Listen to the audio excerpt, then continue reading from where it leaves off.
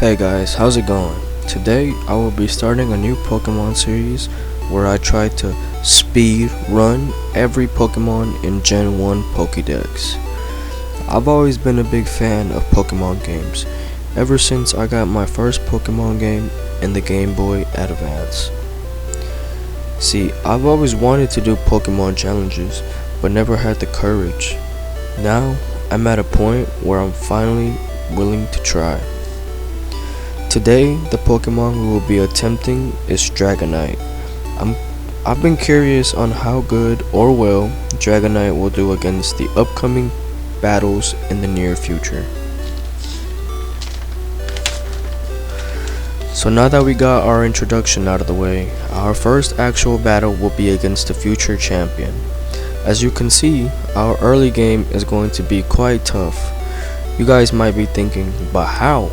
You have a Dragonite. Although that's true, our move pools aren't that good in the early game until much later on. As of right now, we only have Wrap as a move that can actually do damage, so that's unfortunate. We will be stuck with Wrap until we get to the first cave and get the TM water gun. So I've decided to fight the optional trainer before heading to Brock. I think I could use the extra level since Wrap might not be enough to beat him. Currently our Dragonite is at level 7 and his Spearow is at level 9. No big deal, his Spearow is no match for us. I paralyzed his Eevee to reduce his speed and so I can trap him with Wrap. But it seems like I didn't need to do that. After that, I fight some optional trainers at Viridian Forest just for the extra XP and have a better chance at defeating Brock. I fight the junior trainer as well in the Brock's gym, and now for our first big challenge, Brock.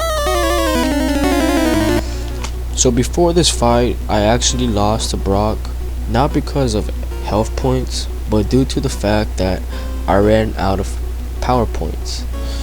So unfortunately, I know right, I came back, made sure to lower Geodude's defense with Leer and spammed Wrap. Same thing with the Onix, used Leer, lowered his defense and spammed Wrap. A fun fact about the move Wrap is that this move typically can last anywhere from 2 to 5 turns. It has a 15% base power and a 90% accuracy. So it isn't really strong, but it can be really annoying sometimes. So now that we've finally got our first badge from Brock, we can now continue our challenge / adventure that awaits us. Now that we're in the cave, there's a few things we want to get first. The TM water gun, which is going to get us through our first cave. We teach our Dragonite water gun, forget Leer. I also picked up a potion and a rare candy from the cave, which I did not show. After defeating Team Rocket and leaving the cave, I believe I should be strong enough to fight Misty. Now that I've defeated Team Rocket, I'm currently at level 20, so now the first Pokemon in her arsenal is Staryu. I made sure to paralyze it and to avoid extra damage against the future threat Starmie. I proceed to finish it off with Wrap.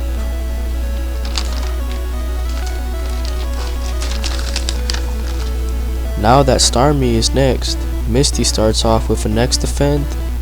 No big deal, I used Thunder Wave and paralyzed it. Used Agility to try and activate the badge boost glitch and spammed the Wrap.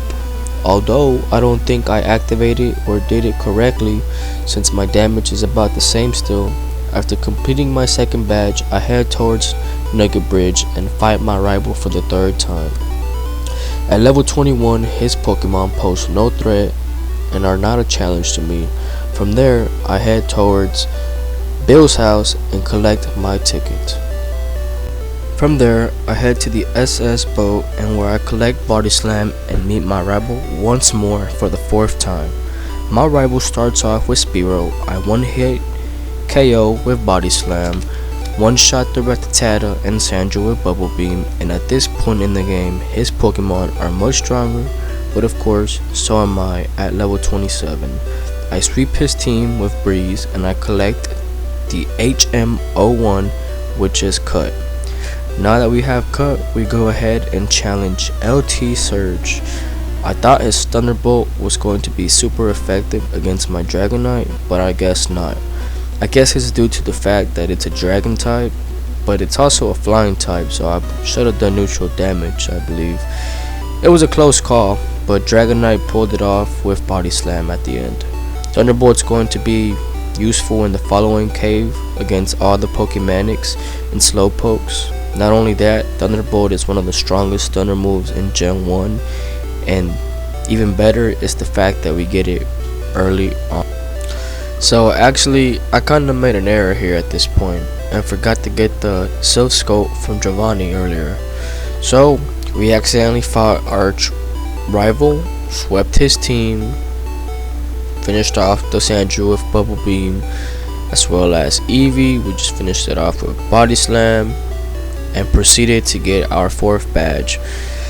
I fought some of the optional trainers in her gym for extra XP, but by the time I got to Erica, I didn't realize I was almost out of Body Slam, so I was kinda just spamming Thunderbolt and Bubble Beam to lower down their HP and get them towards a Body Slam KO range. I didn't want her using a super potion and then me being stuck trying to finish them off at full health with Bubble Beam and Thunderbolt. And so when my Dragonite turned level 35, I kind of made a mistake. Yeah, I replaced Body Slam with Slam. I know, I messed up, but that far into the run, I said, oh well, I'm just gonna keep on going. Although I didn't regret it at that moment, I sure did much later on in the run. Now after defeating Erica, we went to Giovanni and beat him for the Silph Scope. After that, we ended up going to the fighting dojo, gained some experience, some extra experience points, and the earlier was actually quite tough. Almost caused my Pokemon to faint, but we got a lucky win, thankfully. And as you can see, I ended up paralyzing his Hitmonlee. He still used double kick, which I got scared, and then he brought out Hitmonchan. He did with Bubble Beam, and oh, thankfully he used agility, and thanks to that, got me the win there. Now that we've defeated the black belts, we go ahead and make our way to Pokemon Tower 2, where we fight our rival. And at this point, I think we've already fought him 4 times or 5 times. I've already forgot how many times we fought him. So as of now, we pretty much have a good answer for all his Pokemon, which is good. But due to the fact that Slam is about 75% accurate, it seems to scare me a bit with Jolteon, and he almost actually finishes me off, which you're about to see.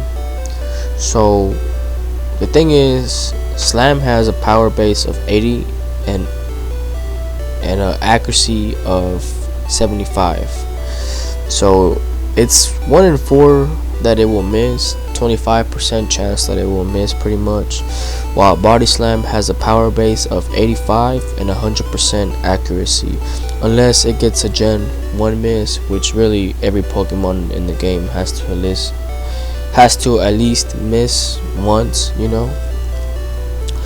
So with a water move, I'm sorry, Giovanni is fairly easy. Bubble Beam practically one-shots all his Pokemon except Nidoqueen. It took 2 shots, I think. And now that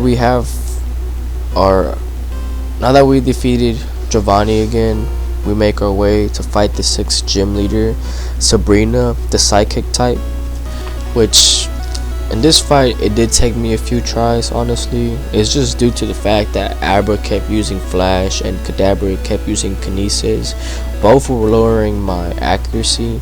Not only that, my slam move already has 1 in 4 to miss. So yeah, this gym leader made me regret accidentally replacing body slam. But of course, in the end, we left with a victory. We went to the safari zone, we picked up the gold teeth, we picked up surf, and now we make our way to the 5th gym leader. Yes, we did skip one, but that's totally fine. I felt like that one was right there, so might as well get it out of the way. And from here we proceed to just knocking out the Venonats with slam, which of course it did. Now on to the last Venonat. Let's finish it off with another crit, and now Venomoth. Now Venomoth, yeah, it pretty much survived, but that's totally fine. I think on this one I had to reset twice, and now we're on to the 7th gym leader. And from here on out, pretty much the end game kind of just steamrolls over. The 5th and the 6th and the 7th and 8th gym leader are pretty fast once you already get the ball rolling, in other words. So with Blaine, we pretty much just knocked out all his Pokemon with Bubble Beam. It's a water type move, so it's pretty obvious. Arcanine took a few hits, that's totally fine, and Blaine ended up giving us Fire Blast, which is a move we'll be using later on down the road. And now on to Giovanni, the 8th gym leader. And pretty much like I said, his Pokemon were pretty easy as well. Just knocked out most of them with Bubble Beam. Persian definitely used a different move. I did fight some of the optional trainers there in his gym just for the extra XP, since we are going to need it, especially in the Elite Four. Level 53 Dragonite, I think it's definitely going to struggle a bit. I don't think it's going to be able to held up with the Elite Four crew. There's definitely some hard counters to us, but that's totally fine. We finished off this Needle King of Bubble Beam, and now on to Rhydon.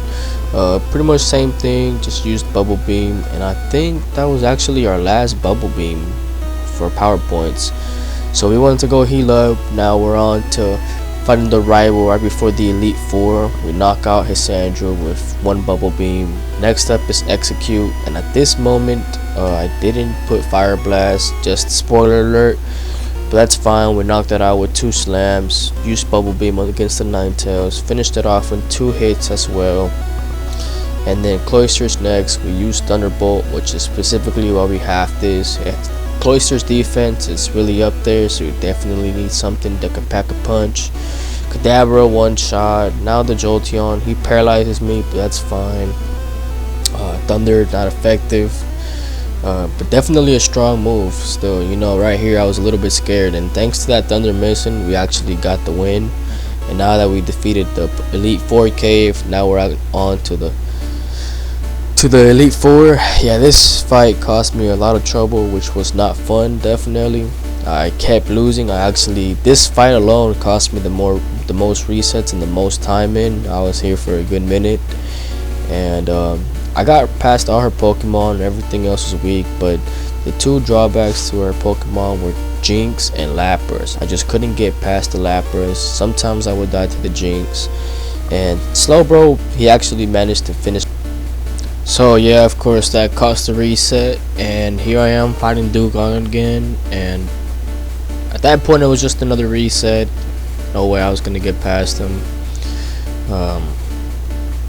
Finished off the Cloyster. Slowbro, here we go again.